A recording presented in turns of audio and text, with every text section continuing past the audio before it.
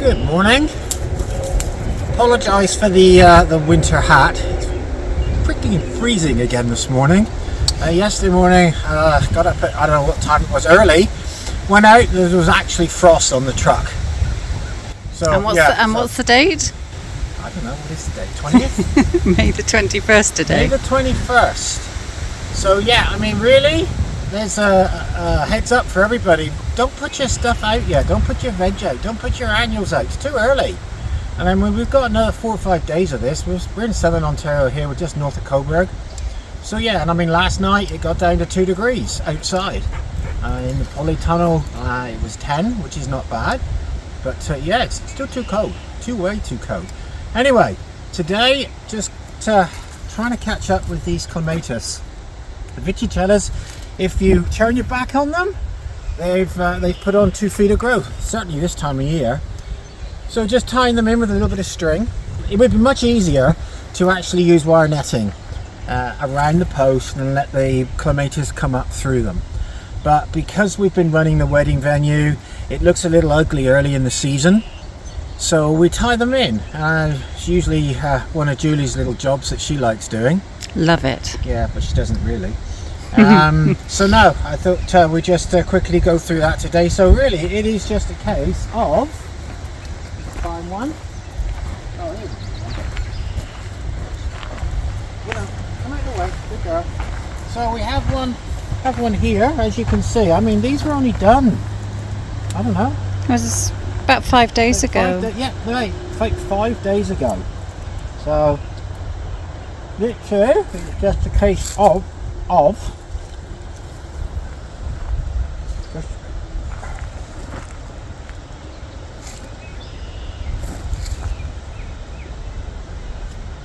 just put the string round. Don't pull too tight with it. It doesn't want to be too tight. It's just really to hold it in place, isn't it? Yeah, it's just to guide it up the post. And there's another one there heading up across the garden. So again, these are planted quite a long distance away from the post, base of the post. The reason really for that is base of these posts, it dries out in the summer months. So we plant a long way back. And then obviously I like to plant a few perennials and stuff around them. It keeps the sun off. They really, all clematis, doesn't matter which variety you plant. Warm tops, cool bottoms. This is the general rule of thumb. We don't fertilise these guys. In fact, we don't fertilise anything in the gardens. Most of the gardens have been started. This one was certainly started 8 years ago, and we've not put any fertiliser on it since day one. And we just find we don't need to. So yeah, I'll carry on with this little job till my fingers drop off. Oh, you don't want me to take over? Well, no, Julie can take over actually. I'm going to go and do something really constructive. Funny. Yeah, so we'll catch you next time.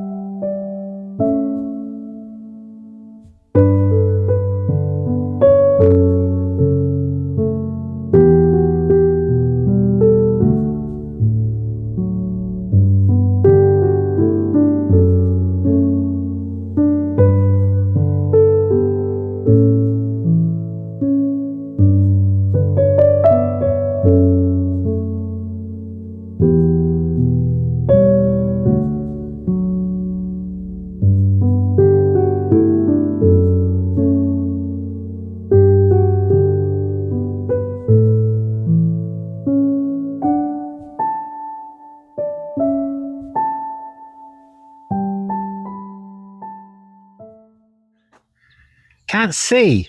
Sorry, got to put sunglasses on. That's better. Now I can see what I'm doing. Potatoes. It's not too late to put your potatoes in. We are in Ontario. We're about a zone 5A, and we are at the 15th of May. Now, I already have some earlies in the polytunnel. They're up about 3 foot tall nearly. And we also have a whole bunch here as well that were done about a month ago. Now, these are almost ready for earthing up. But your techniques are pretty well the same. Obviously, in pots, we're going to plant much closer. If you're going to plant outside in the garden, you want to allow about 18 to 24 inches between plants, and then a good 2.5 to 3 feet between rows. I like to leave 3 feet. It gives you a lot of room for earthing up.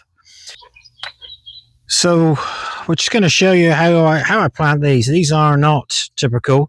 Normally we'd use much bigger seed potatoes, and they would possibly be chitted. Now, we don't have any video of chitted potatoes, but we do have some stills. So to chit a potato, you're going to get a potato that's maybe got some eyes on it.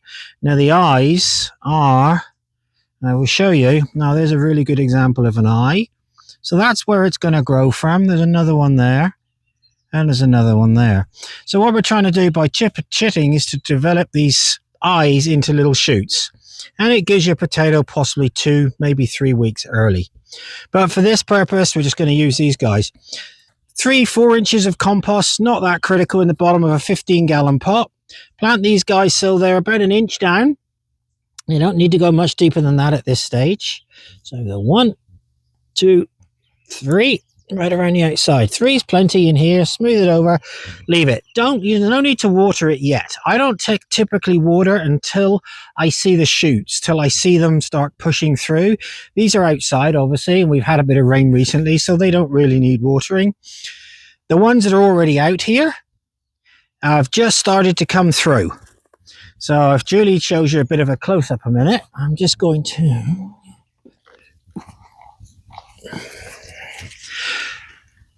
So at this stage, regardless whether they're in a pot or whether they're in the garden, they need earthing up. Earthing up serves 2 purposes. One is to protect the new shoots from any late frost that we may get. And we all know that we can get frost all the way into the end of May. Secondly, it helps develop a bigger area for the potatoes to form in. So what I do, as soon as I see them get to this stage, I just get a little bit more of this compost. I shake a little bit on, give it a little bit of it, and that's it. Nothing else. No, not quite enough in there. A little bit more. And I'll keep doing that until I get within about 1 inch of the top of the pot. That gives me plenty of room then for watering in the future. No fertilizer needed. So this one here, obviously this one you can see is showing through. 3 in here. Weeds, don't worry, because as soon as we put this on, you don't have to worry about being a little bit rough with these things, because they will still come through. That one's got obviously more in because we've got a more advanced plant in there, but it doesn't matter. I'm still going to be able to earth that up once more. Same procedure in the garden. You keep earthing up 2, maybe 3 times. And at that point, you just leave them to get on with it. Harvesting in pots, we're not looking to grow big potatoes. We're looking for nice, small, young potatoes that we can enjoy with our mint that we have growing in the garden as well, or in pots in our case. Potatoes outside, obviously, you're trying to get them a little bit bigger. But again, typically you won't start digging any of them until they flower and they finish flowering. At that stage, you can start digging, knocking them out. We used to grow a lot more potatoes, but now we're not growing so many, various reasons. One of them is the wife tells me I was putting on too much weight, so I've been on a bunny rabbit freaking diet for God knows how long. I used to like growing veg, but now apparently I have to eat it all as well. So yeah, that's potatoes. We'll earth them up a couple more times, and then we let them get on with it. In pots, they do need a lot of water. And if you've start off with good compost, there's no need for any fertilizer. Somehow, been waiting 3, maybe even 4 years to get out of this. Now it's come UPS, so this has stop bloody smiling. can't get in. Well, I guess we now know what gets my husband excited. Hepatica seed. All the way from England. From a nursery in Morton Hampstead. Do you need a hand there, do you? Yeah, I can't get in. I still can't get in. Oh, here we go. I'm in. And as I say, these have come from a nursery in Morton Hampstead. I will put the gentleman's nursery name and everything. Well, Julie will actually in the text. I'm just going to check with him first. It's okay to actually mention his name. I'm sure it will be because he does have a business. But yeah, like I said, I've been waiting forever to try and get hold of this seed. Jesus, is packed well. Now you know what the kids feel like when you do this with their Christmas presents. Yeah, this is better than Christmas. Way better than Christmas. Oh, I'm in nearly. There we are, look at that.